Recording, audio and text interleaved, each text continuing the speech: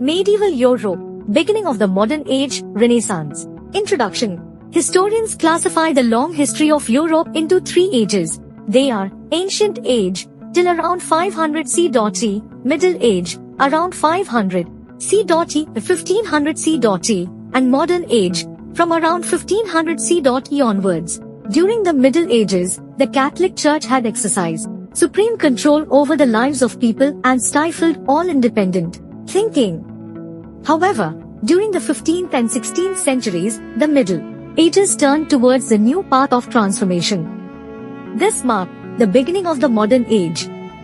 The three significant historical developments marking the beginning of the modern age are the Renaissance, the Reformation, and the geographical explorations. The Renaissance movement developed the outlook of questioning traditional beliefs and rituals. The attitude that the people had towards religion till then changed. An intense revolution against the Catholic Church began. Consequently, far-reaching religious Reformation movements started in 16th century Europe. In this lesson, the meaning, causes, nature and effects of Reformation have been explained. Further, every Reformation movement has been described. The significance, causes, nature and effects of the geographical explorations that took place in the 15th and 16th centuries have been explained in this lesson. Children, do you know what is meant by Renaissance or the New Awakening? No, sir, we do not know. Renaissance means the revival. It also means the reawakening. The word Renaissance refers to the significant developments that took place around 1400 to 1600 CE in the fields of European literature, art, architecture and science. The Renaissance movement denotes the creative developments in intellectual and cultural aspects. This movement comprises the complex network of multifaceted changes that occurred during that age, transforming the Europe of the Middle Ages to that of the modern age. Where did this movement originate? It originated in Italy. Sir, what are the features of the Renaissance? A very good question. Everyone should know this. The Renaissance had many features. Humanism and rationalism were the most important ones. What is humanism? Humanism is the belief that man is the center of all events in the world. The scholars who studied ancient Greek literature were called humanists. They believed that man was the most important creature in the world. He was not a sinner. They declared that he was the greatest creation of God. Then what is rationalism, sir? Rationalism is examining every idea in a logical manner and without any prejudices. Any idea is accepted only after it is found to be true. During the Renaissance, ideas about heaven and hell and the other world were rejected. Matters of the world around man were given lot of attention. Contemporary life was emphasized upon. Are there any other features, sir? Apart from these, there are two other features. They are, firstly, the classical languages i.e., Greek and Latin were rejected in favor of the local language in which literature was written. Secondly, original artistic creations were encouraged. The Renaissance artists chose new topics for their art. Architecture focused more on man. For instance, churches were not just places of worship but also centers of artistic architecture. Sir, we understood the features of Renaissance, but can we know the reasons for the Renaissance? Definitely. Ideological freedom was the primary reason for the Renaissance. The other reasons were the attack on Constantinople, the influence of geographical explorations, invention of the printing press, spread of education, decline of feudalism, etc. Istanbul is the harbor city of modern-day Turkey. It was earlier called Constantinople, and even before that, Byzantium. Tell us more about the attack on Constantinople, sir. In the middle of the 15th century, 1453, the Turkish Sultan Muhammad II mounted an attack on Constantinople, the capital of the Eastern Roman Empire. During this invasion, the Turks seized the city from Emperor Constantine XIII. The important fact to be noted here is that for 11 centuries before 1453, this city was the center of knowledge and learning. What was the result of the attack, sir? The Turks were not broad-minded like the Arabs. They had no respect for learning. Fearing the Turks, the scholars of Constantinople, along with their valuable Greek and Latin works, fled to Italy and other parts of Europe. They settled in various cities of Italy and began to disseminate their knowledge. Thus learning shifted from Constantinople to Italy. This inspired the Renaissance movement. Besides, the geographical explorations of the time led to an increase in the wealth of the Europeans. They found out sea routes to countries like India, America and others. This development transformed Europe into a colonial power. It also led to the disintegration of the feudal system. Sir, how did the printing press contribute to the Renaissance? The printing press, which was invented in the 15th century, brought about revolutionary changes in the field of knowledge dissemination. Earlier, a person could print only 2 books in a year. With the help of the printing machine, now he could print 24,000 prints of a book in a year. As a result, the price of printed books came down and demand for them increased. The printed word was clearer and looked more beautiful than writing done by hand. All those interested in reading could get books easily. Around 1450, the German, John Gutenberg, used movable metal types in his press at Mainz. Earlier, blocks were being used.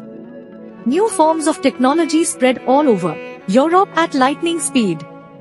All scholars and popes welcomed this development. In 1477, William Caxton established an improved printing machine in England. Explain the contribution of the Renaissance period to the field of literature, sir. During the Renaissance, literature was written in the national or the local languages. As a result, the spoken languages of the people prospered. Many humanist writers wrote various works of literature during this period. Petrarch is the prominent one among humanists. He valued ancient Greek and Roman literature. His lyrics and sonnets are well known. Young writers were inspired by him. Dante was a great Italian poet. He wrote the epic The Divine Comedy. Boccaccio was an expert storyteller. Decameron is his great literary work. John Calvin was the religious reformer who gave a new style to French prose literature. Cervantes was an important Spanish writer of the Renaissance period. He satirized the knights of the Middle Ages in his famous work Don Quixote. Those who rendered exemplary service in the royal military were honored with knighthood and called knights. William Shakespeare, 1564 to 1616, is the most important among English dramatists. He wrote many excellent plays. Julius Caesar, Romeo and Juliet, King Lear, Macbeth are some of his plays. He is a great dramatist like Kalidasa. Sir, you have explained the contributions of the Renaissance to literature. Now will you please tell us about its contributions to architecture, art and sculpture? We can see the exquisite Renaissance architecture in the vast St. Peter's Church of Rome and St. Paul's Cathedral at London. The Renaissance architects rejected the ornate, ostentatious, Gothic style of the Middle Ages and used circular arches instead of pointed, spiral arches. Donatello was a prominent sculptor of the period. His image of David is excellent. Similarly, image of Moses, created by Michelangelo, is magnificent. Sir, tell us about the achievements in the field of art. In the 16th century, there were many talented artists in Italy. Prominent among them were Leonardo da Vinci and Michelangelo. Leonardo da Vinci was a wonderful painter, sculptor, scientist, engineer, architect and mathematician. Virgin on the Rocks, The Last Supper and Mona Lisa are his famous paintings. Da Vinci surpassed all his contemporaries in all the fields. He had prepared models of flying machine, submarine, parachute and tanker. However, his scientific achievements remained unknown to the public for a long time. He was a great architect too, and had constructed canals and forts in Italy. He had acquired expertise in music and philosophy too. It is said that he could write with both hands at the same time. Sir, please tell us the progress that took place in the field of science during the Renaissance? We can say that the development of modern science began during the period of Renaissance itself. There was revolutionary progress in astronomy. Copernicus of Poland had claimed that the Earth was one of the many planets that revolve round the Sun.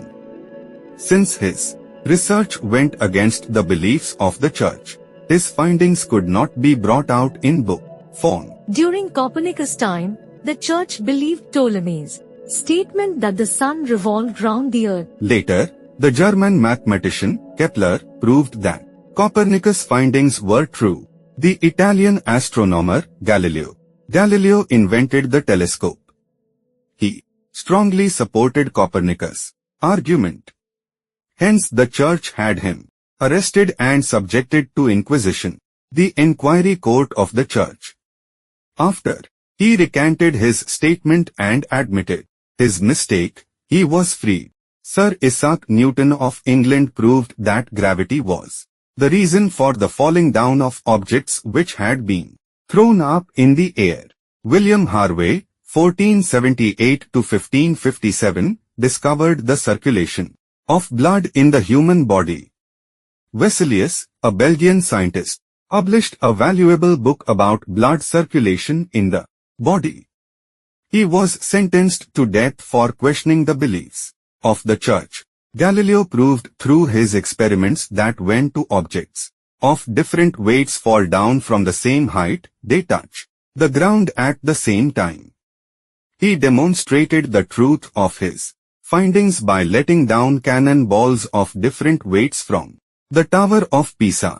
In this way, the Renaissance influenced the modern society and civilizations in a significant manner.